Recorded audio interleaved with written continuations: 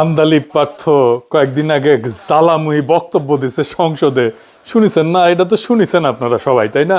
সবাই ধন্য ধন্য করিচ্ছে, ধন্য ধন্য বলি তারে। তারেক রহমান খুশি হয়ে পিঠ চাপড়ে দিচ্ছে, দেখেন। তবে জুলাই সনদ নিয়ে মূল যে স্পিরিট পার্থর, সেইটার সাথে আমি যে ভিডিও দিছি কয়েকদিন আগে, সেটার কোনো তফাৎ নাই। জুলাই সনদের ব্যাপারে কমিটমেন্টের প্রশ্নে বিএনপি তাদের অবস্থান শক্ত করতেছে বলে আমার মনে হয়েছে। এটা সত্য, বিএনপি ফ্যাসি বিরোধী লড়াইয়ের সহযোদ্ধা কমরেড। জুলাই নির্মাণে তার অবদান অস্বীকার করা সম্ভব না। আমাদের সকলের শরীরে মনে আমরা প্রত্যেকেই ফ্যাসিবাদের চিহ্ন বহন করতেছি, বিএনপি এর বাইরে না। পার্থ জুলাই নিয়ে কি বলছে সেটা রেকর্ডে থাকা দরকার, শোনেন। এবং আমি আপনাকে বলে দিচ্ছি, যদি জুলাই সনদের বিরুদ্ধে আমরা স্ট্যান্ড করি, এরা স্ট্যান্ড, আমাদের ঐক্য স্ট্যান্ড করে, আমি আন্দালিব রহমান পার্থ তার বিরুদ্ধে দাঁড়িয়ে কথা বলবো ইনশাআল্লাহ। তারেক রহমান নিজে হ্যাঁ ভোট দিতে বলছে গণভোটে। আপনাদের সকলকে অনুরোধ করব যে ধানের শীষে যেমন সিলটা দিবেন 12 তারিখে, একই সাথে আপনাকে যে দ্বিতীয় ব্যালট পেপারটি দিবে হ্যাঁ এবং না, সেখানে হায়ের পক্ষে দয়া করে আপনারা রায় দিবেন, মনে থাকবে তো? সালাউদ্দিন সাহেব বলছে জুলাই সনদের পক্ষে আমরা আছি। তো সেটা তো আর নির্বাচিত হয় নাই, সেটা হচ্ছে জুলাই জাতীয় সনদের পক্ষে আছে কি নাই। তো জুলাই জাতীয় সনদের পক্ষে তো আমরা আছি, সারা জাতি আছে। শুনেছেন, রেকর্ড থাকলো। আমরা লক্ষ্য রাখবো কি করে বিএনপি রেজিম সংবিধান সংস্কার নিয়ে, জুলাই সনদের প্রতি তার কমিটমেন্টটা কতটুকু রাখে, সেটা আমরা দেখব। তবে আজকের আলাপটা পার্থর বক্তৃতার অন্য কিছু অংশ নিয়ে, কারণ পার্থ এমন কিছু বলছে, আরো কিছু ওইটা বলতে যায়, যেগুলো নিয়ে কিছু আলাপ আমাদের করতেই হবে। একটা জিনিস সত্য, যে বিরোধী দল আর দেশের মানুষের মধ্যে একটা বড় অংশ বিএনপির জুলাই সনদের প্রতি কমিটমেন্টের প্রতি আস্থা পাইতেছে না। এইটা বিএনপিকে বুঝে দেখতে হবে যে কেন আস্থা পাইতেছে না। এটাও পার্থের বক্তব্যে আছে, কেন আস্থা পাইতেছে না এটা পার্থর বক্তব্যে আছে। শোনেন, পার্থ বলতেছে আপনারা কেন বিপ্লবী সরকার করলেন না। শোনেন, একদম রেসপেক্টের সাথেই বলি, আপনারা সেই সময় রেভলিউশনারি গভর্নমেন্ট করেন নাই কেন? নর্মাল গভর্নমেন্টে গেলেন কেন? ট্রানজিশনাল রেভলিউশনারি গভর্নমেন্ট করতেন। শুনেছেন পার্থ কেন বলতেছে আপনারা কেন করলেন না? মানে অন্তর্বর্তীকালীন সরকার কার পার্থ? এটা তো আপনার না, আপনারা ছিলেন না সেই সরকার তৈরির সময়। আপনারা যান নাই ক্যান্টনমেন্টে ড্যাং ড্যাং করতে করতে, বাসে কইরা, মাইক্রো বাসে কইরা, বাসে কইরা। এই সরকার কেমন হবে সেটাতে আপনাদের বক্তব্য ছিল না, বক্তব্য নেওয়া হয়নি। আপনারা তো নিজেই বলছেন অন্তর্বর্তীকালীন সরকার আপনাদেরই ছিল। শোনেন, আপনাকে একটা কথা বলি, আসলে বলা উচিত না, ইন্টারিম গভর্নমেন্ট তো আমাদেরই ছিল। এখন হাত ঝেড়ে ফেলতেছেন কেন? তখন যদি বিপ্লবী সরকার হয়ে না থাকে, এটার দায়িত্ব জামাত এনসিপির একার না। আপনি জামাত এনসিপির উপর দায়িত্ব পাইতেছেন। এই সরকার তৈরির সময় আপনি ছিলেন, আপনি নিজের দায়িত্ব নিলেন একটু আগেই। আবার শোনান, আপনাকে একটা কথা বলি, আসলে বলা উচিত না, ইন্টারিম গভর্নমেন্ট তো আমাদেরই ছিল। আপনি এনসিপির উপর দায়িত্ব পেতেছেন। এই সরকার তো তৈরি হয়েছে আসিফ নজরুলের বাসায়। দেখেন, একটা ক্লিপ দেখাই। এই ভদ্রলোক বলতেছে যে আসিফ নজরুল এবং সামরিক কর্তৃপক্ষ ইন্টারিম গভর্নমেন্ট তৈরির ক্ষেত্রে সবচেয়ে বেশি ভূমিকা রাখছে। অনেকগুলো মানে স্বার্থের সম্মিলন হয়েছে। একদিকে হচ্ছে আর্মড ফোর্সেসের, তাদের তো নিজস্ব পছন্দ নিশ্চয় ছিল। আমাদের যিনি চিফ অ্যাডভাইজার হলেন, ওনারও নিজস্ব পছন্দ ছিল। এবং ওই সময় সবচেয়ে যিনি বেশি প্রভাব বিস্তার করেছিলেন, বিশেষ করে আমাদের যিনি অধ্যাপক, সম্মানিত অধ্যাপক আসিফ নজরুল, ওনার প্রভাবটাও কাজ করেছে। এবং বিশেষ করে প্রফেসর ইউনূসের সাথে ওই মুহূর্তে ওনার যে সম্পর্কটা আমার কাছে মনে হচ্ছে অনেক প্রগাঢ় ছিল বিভিন্ন কারণে, যার ফলে উনি হয়তো বা প্রফেসর ইউনূসের সাথে এই কে কোন নামগুলা যাবে কোন নামগুলা যাবে না, উনি একটা বড় নিয়ামকের ভূমিকা পালন করে থাকতে পারেন, যদি আমি নিশ্চিত না। কিন্তু এই আলাপগুলা কিন্তু সত্যিকার অর্থে কেউ বলছে না। শুনেছেন? আচ্ছা, এবার শুনেন, বঙ্গভবনে যাইয়া প্রধান উপদেষ্টা কে হবে এটাও তারা ঠিক করেছে। মানে এই দুইজন, একজন এই যে মানজার আল মতিন, যার আব্বু মাহমুদ ভাইকে বলছিল ট্রুথ ইজ নো ডিফেন্স। শুনেন, কিন্তু আমার কাছে এই মুহূর্তে মনে হচ্ছে যেদিন আমরা বঙ্গভবনে গেলাম 6 আগস্ট, তখন বিশেষ করে আমাদের একটা বড় দায়িত্ব ছিল, আমাদের যে নতুন সরকার হবে সেই সরকারের প্রধান কে হবেন, অন্তর্বর্তী সরকারের। তো সেটা একটা কাজ ছিল, যেই কাজটা আমরা বোধহয় 6 থেকে 7 ঘন্টা লেগেছিল সম্পূর্ণ করতে, এবং দীর্ঘ সময় আমাদেরকে বঙ্গভবনে থাকতে হয়েছিল। আমি যদি ভুল না করি সেই দিনটা ছিল 6 আগস্ট, এবং এটার পেছনে আপনারও কিছু অবদান ছিল, বিশেষ করে বঙ্গভবনে যাওয়া কিংবা না যাওয়া নিয়ে। শুনেছেন? আচ্ছা বলেন তো, এই লোকটার চিনেন আপনি? সাদা চুল, ঢাকা ইউনিভার্সিটি প্রফেসর। সে নিজেই বলছে সে একটা নিরাপদ জীবন চায়, সিভিল সোসাইটি নিরাপদে থাকতে চায়। শুনেন, সিভিল সোসাইটির অনেকেই যারা নেতৃত্ব ছিল, তার মধ্যে আমিও নিশ্চয়ই আছি। সিভিল সোসাইটি তো সবসময় একটু নিরাপদেই থাকতে চায় সামাজিকভাবে। তো মাস্টার তুমি তাইলে বালটার মধ্যে ঢুকো কেন বাপ? কেন বিশ্ববিদ্যালয়ের শিক্ষকদের ওই জায়গায় যাইতে হবে? সরকার কেমন হবে সেটা ঠিক করতে হবে কেন? সে যে কয়টার নাম বলিছে, ওখানে কারা কারা গেছিল বঙ্গভবনে, আপনারা জানতেন যে এরকম ইউনিভার্সিটির মাস্টাররা গেছিল? এদেরকে নাহিদ নিয়ে গেছে, ওই সেই বলতেছে নাহিদ নিয়ে গেছে। বিশেষ করে সেই সময় প্রথম যোগাযোগটা করেছিল নাহিদ, যে স্যার আপনাদেরকে যেতে হবে, আপনারা একজন যাবেন। এই যে কয়টা টিচার গেছিল সব কয়টা আলট্রা সেকুলার লেফট, আমি তাদের নাম বলতেছি না। তাহলে বুঝেন এই ট্রানজিশনটা কেমনে ম্যানেজড হয়েছে, কেমনে এই সরকার তৈরি হয়েছে। সরকার তৈরির দায় তো এদের। তারপরে মানুষের মনে কেন সন্দেহ আছে জানেন? সংবিধান সংস্কার কমিশন এগুলো তো বিএনপির দফা। বিএনপির 31 দফার প্রথম দফা কি ছিল? এডিটর সাহেব দেখান। দফা 1, সংবিধান সংস্কার কমিশন গঠন। একটি সংবিধান সংস্কার কমিশন গঠনের মাধ্যমে বিতর্কিত ও অগণতান্ত্রিক সংশোধনীয় পরিবর্তন পর্যালোচনা করে প্রয়োজন অনুযায়ী বাতিল বা সংশোধন করার কথা জানানো হয়। সংবিধানে গণভোট ব্যবস্থা পুনঃপ্রবর্তন করে জনগণের গণতান্ত্রিক অধিকার পুনঃপ্রতিষ্ঠা করার কথা বলা হয়। তো সংবিধান সংস্কার কমিশন কই আপনার? 1 নম্বর দফা তো ছিল আপনার 31 দফা, এটা আপনাদের। বাদ দেন প্রফেসর ইউনূসের সংবিধান সংস্কার, আপনাদেরটা করেন। এখন মুখটা বন্ধ কেন? এই যে পার্থ সাহেব, বলেন তো কি বলছিলেন 31 দফার 1 নম্বরে? বাড়ি কোথায় গোপালী? আপনার মুখটা এখন বন্ধ কেন বলেন তো? কি বলছিলেন এতক্ষণ ধরে?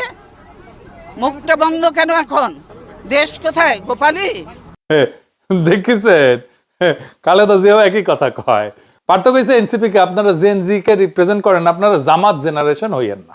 শুনেন, আর এনসিপি যে আমাদের দল, আমাদের হিরোরা যারা যুদ্ধ করেছেন, যারা এখানে আছেন, তাদেরকে বলে দিই আপনারা জেনজি কে রিপ্রেজেন্ট করেন, জামাত জেনারেশন হয়ে যান না। আপনারা তো বাংলাদেশে জাতীয়তাবাদী রাজনীতি করেন, বাকশালী হয়ে যায় না। আওয়ামী লীগের সমর্থন নিয়ে তো ক্ষমতায় আসিছেন।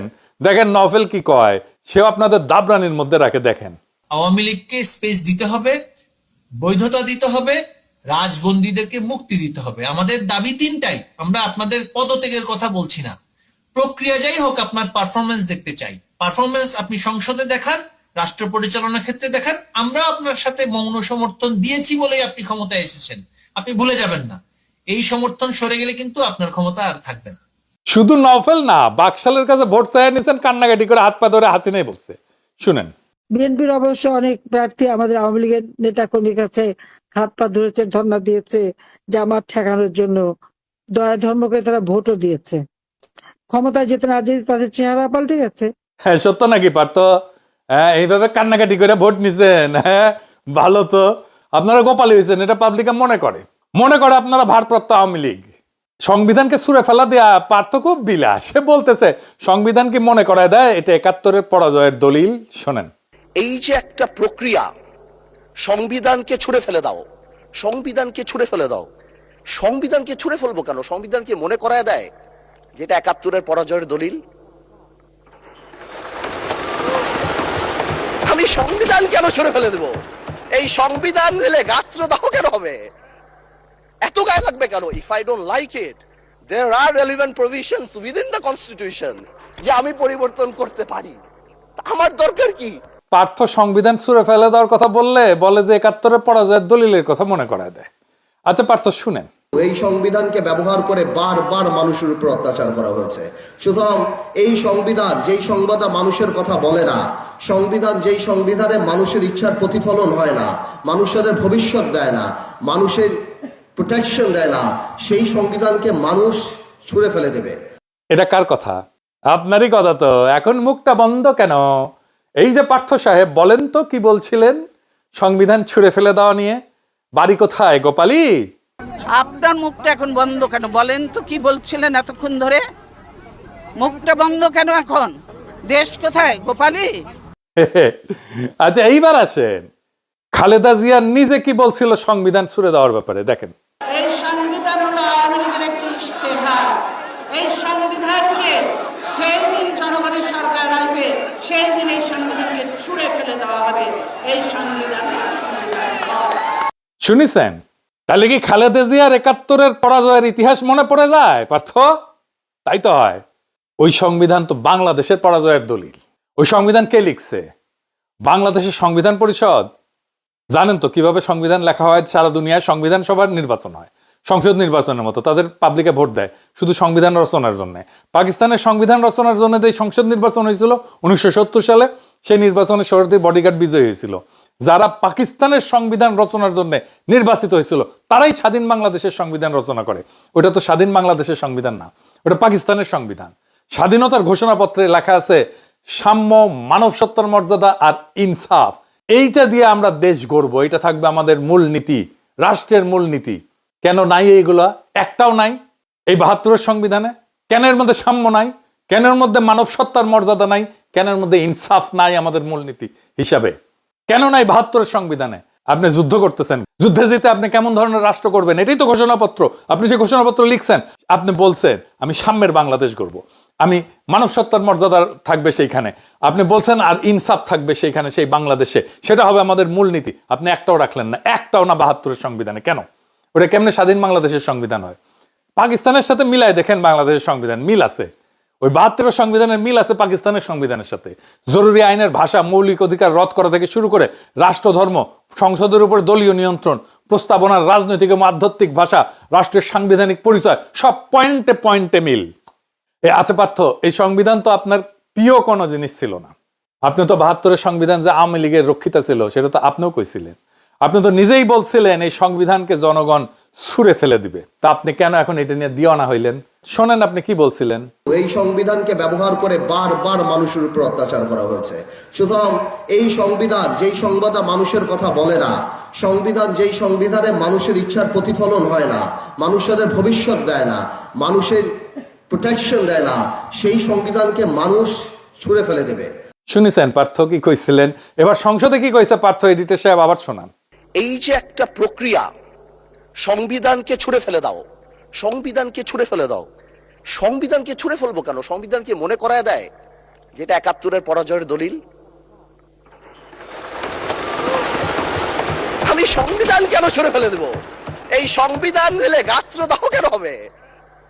এত গায়ে লাগবে কেন? If I don't like it, there are relevant provisions within the constitution যে আমি পরিবর্তন করতে পারি। আমার দরকার কি? আচ্ছা, মির্জা ফখরুল সংবিধান নিয়ে কি বলছিল শুনেন। কোন সংবিধান? এটা আওয়ামী লীগের তৈরি করা সংবিধান, তার নিজের স্বার্থে, দলের জন্য। এই সংবিধানকে কেটে আর ১/৩ তারা করেছে শুধু একজন ব্যক্তির জন্য, এবং যেখানে কোনো প্রশ্ন করা যাবে না, করছেন, এবং এটা কোনোদিনই নাকি পরিবর্তন করা যাবে না। সংবিধান তো মানুষের জন্য, সংবিধান তো কোনো ব্যক্তির জন্য নয়। সেই মানুষের সংবিধান তারা নষ্ট করে ফেলেছে। শুনেছেন? মানে এদের কথার কোনো ঠিক নাই। যখন যেটা পছন্দ, যখন যেটা কাজে লাগে সেটাই বলে, আর খালি মিছা কথা বলে, কথা ঘুরায়। এই জন্য এদেরকে বিশ্বাস করে না, ইচ্ছা মতো এটা কথা ঘুরায়। আগে এক কথা বলে, তারপরে আবার চোখ উল্টে দেয়। এরা সবসময় চোখ উল্টায়। এটা হইতেছে চোখ উল্টানো পার্টি, বুঝিস? আবার পার্থ কারা যেন উদ্দেশ্য করে কইছে আপনারা ৬ বলে ১২ রান করেছেন আর আমরা এর আগে ৩০০ রান করেছি। শুনেন, আপনারা ৬ বলে ১২ রান করেছেন, কিন্তু এর আগের ৩০০ রান আমরা সবাই মিলে করেছি। শুনেছেন? আপনারা তো এই ভিডিওটা দেখেছেন, বিএনপি নেতার স্লোগান দিতে দিতে দৌড় দেওয়া। এটা সাহেব দেখান আবার।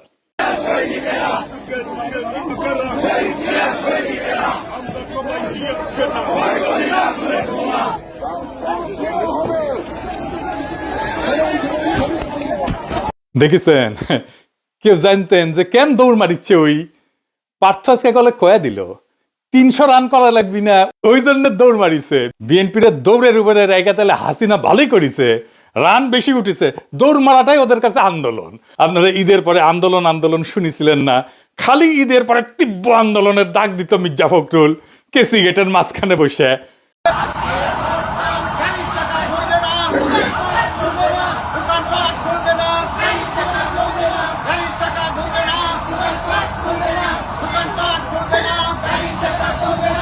এইটা হইতেছে দৌড়ানির আন্দোলন, রাস্তায় নামে মারতো দৌড়। 17 বছর এই আন্দোলন করে যে কিছু করতে পারে নাই, সেটা পার্থ নিজের মুখে বলেছিল, শোনেন। এবং তরুণ প্রজন্মের একটি বড় অংশ তারা কিন্তু এই পরিবর্তনের জন্য ভূমিকা রেখেছে। তাদের উদ্দেশ্যে আপনার কি বলা থাকবে এবং তাদের জন্য আপনার চ্যাম্পিয়ন তারা তো তাদের এই রক্তের উপরে দিয়েই তো আজকে আমরা এই স্বপ্ন দেখছি। আমরা যেখানে 17 বছর আন্দোলন করে কাঙ্ক্ষিত লক্ষ্যে পৌঁছাতে পারিনি, সেই জিনিসটা তারা করেছে এবং এই কারণে জাতি সবসময় তাদেরকে স্মরণ রাখবে। এবং আমরাও আমাদের জায়গা থেকে তাদের পাশে দাঁড়িয়েছি, তার কারণে আমরা কারাবরণ করেছি, আজকে বের হয়ে আসছি।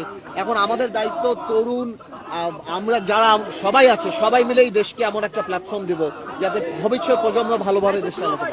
শুনেছেন, চ্যাম্পিয়ন কইছিল তখন পার্থ, আর আজকে কইতেছে 300 রান করেছে আগে।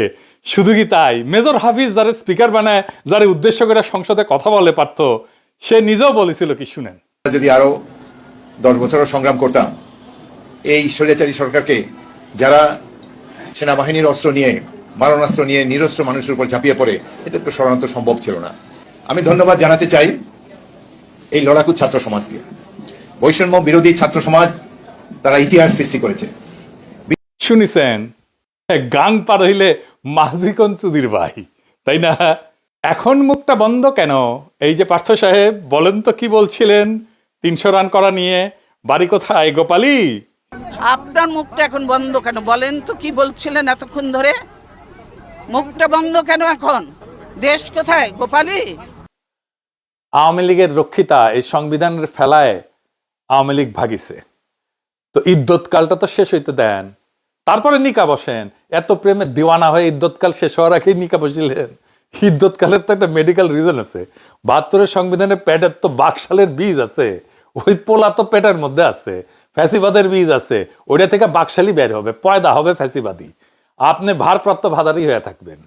72 সংবিধান শুধু রাজনৈতিক স্মারক না, এটা ইনস্টিটিউশনাল ফেইলিওরের উৎস। তবে পার্থ, একটা জিনিস বুঝলাম না, আপনি যেমন সংবিধানের বিরুদ্ধে কইছিলেন, ঠিক তেমনি আন্তর্জাতিক খ্যাতি সম্পন্ন বাটপার বিকাশ নুরাও কিন্তু কইছিল, শুনেন। এই গণবিরোধী সংবিধান দিয়ে বাংলাদেশ আর চলবে না। আজকে জাতির প্রয়োজনে নতুন সংবিধান রচনা করতে হবে। বিকাশ নুরা মন্ত্রী হইল, আপনি কেন হইলেন না? এই 72 সংবিধানে পড়তে পড়তে লুকায় আছে ফ্যাসিবাদ। এই সংবিধানে জন্ম দিছিল হাসিনার ফ্যাসিবাদ।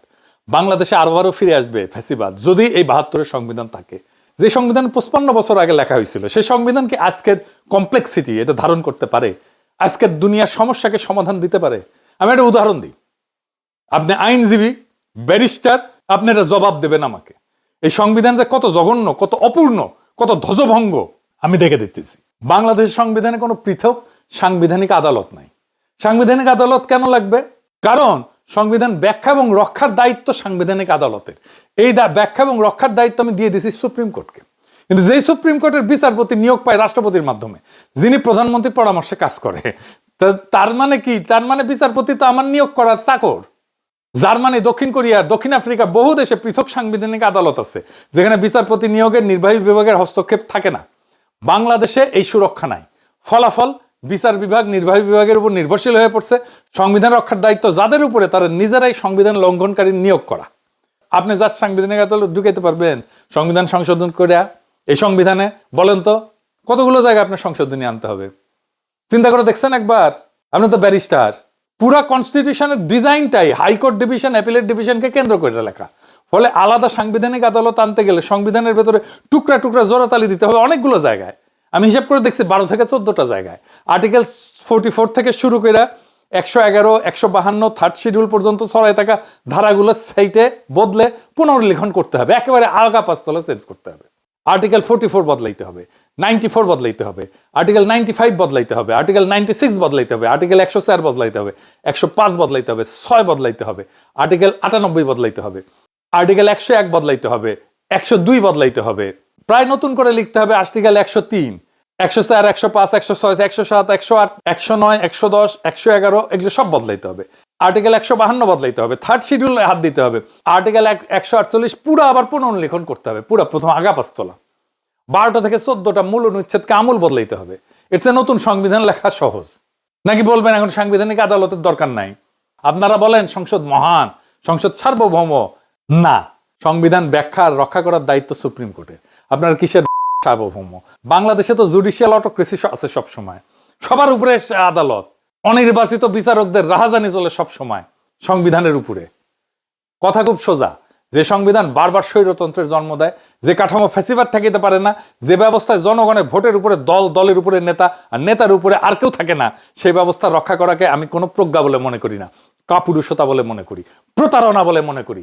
আজ যারা 72-এর সংবিধানের প্রেমে হাবুডুবু খাইতেছেন, তাদের মনে রাখা দরকার এই সংবিধান কোনো পবিত্র ধর্মগ্রন্থ না, এইটা একটা রাজনৈতিক দলিল। আর জনগণ চাইলে রাজনৈতিক দলিল বদলায়, ছুঁড়ে ফেলে, নতুন করে লেখে। তাই প্রশ্ন একটাই বিএনপিকে, আপনারা কি মৃত কাঠামোর পাহারাদার হয়ে থাকবেন নাকি সত্যিকারের নতুন বাংলাদেশের ভিত্তি লিখবেন? কারণ জোড়াতালি দিয়ে রাষ্ট্র বাঁচে না। নতুন রাষ্ট্র করতে হলে নতুন সাহস লাগে, নতুন রাষ্ট্র করতে গেলে নতুন সংবিধান লাগে। 72-এর সংবিধান 1973 থেকে শুরু করে 2026-এর বাংলাদেশি উপহার দেবে আপনাদেরকে। আবার একই জিনিস ঘটবে, সংবিধানই তো রাষ্ট্র বানায়।